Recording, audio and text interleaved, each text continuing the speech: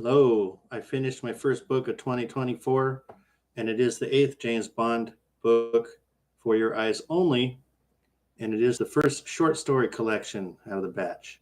So I'm going to go story by story and read you my notes and then tell you my overall impression of it. So I started on December 27th. Today is the 5th of January, so it took about a week. And it starts with From a View to a Kill, not the movie title, A View to a Kill. It's basically a motorcycle assassin, and it's too short to really get into. It's only like less than 20 something pages. It's not like a novel at all, and pretty actually boring, I thought. So the second one was great. The From a View to a Kill became the 16th film.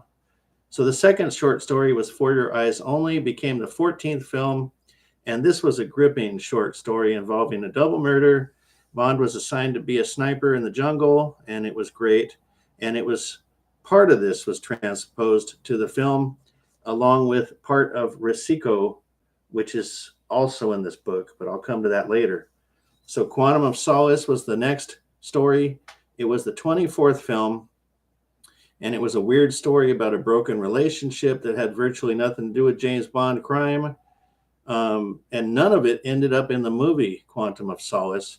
There was an interesting quote about what Quantum of Solace meant.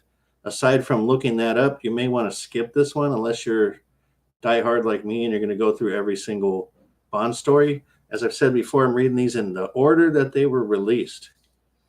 Risico is the next story. It was also incorporated, like I said earlier, into For Your Eyes Only, and it's a disruption of a drug ring with a shootout at the end, and it was okay, but it wasn't great. The last story was pretty good. It was the Hildebrand Rarity, and there's been no film yet, although Hildebrand was an Easter egg in another movie. It was some shop that was called Hildebrand or something. Interesting story was about a rare fish and a murder that ended in a mystery, and the murder was quite creative. Although it wasn't really a Bond story, it was more like just a background and then a very, very short mystery at the end, which wasn't really enough to qualify it as a murder mystery.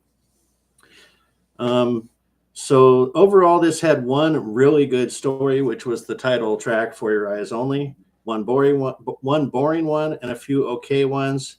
So it wasn't awesome overall. The novels are all better than this one. I'd probably place this so far in last place, but it's a quick read. It's only 191 pages. I guess it's not that quick. 8 days. I mean, if you read 30, 40 pages a day, you get through it pretty fast. So the next one up, let's see, what is the next one up? I don't know off the top of my head. I got it in my spreadsheet here. Let's see, I'll open up my spreadsheet. Hopefully it doesn't take a half hour like it usually does on this slow computer. What was I going to say about this? It's interesting how some of the movies don't have anything to do with the Bond stories at all, and some only take little pieces.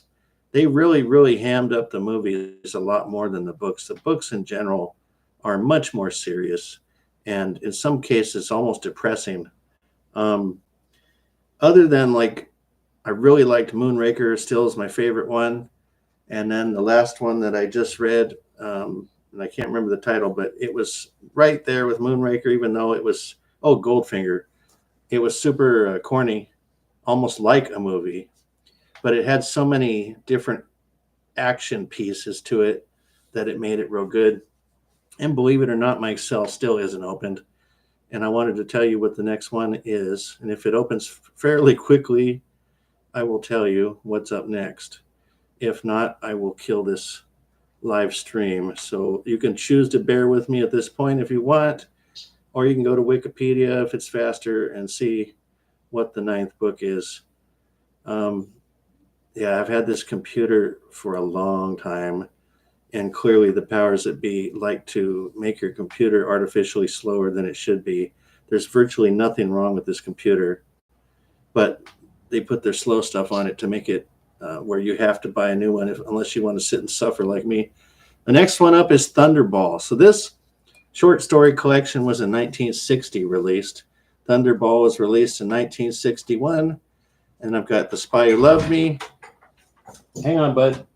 On Her Majesty's Secret Service, You Only Live Twice, The Man with the Golden Gun, and Octopussy and the Living Daylights. So I've got 6 remaining, and I'll be starting one tomorrow.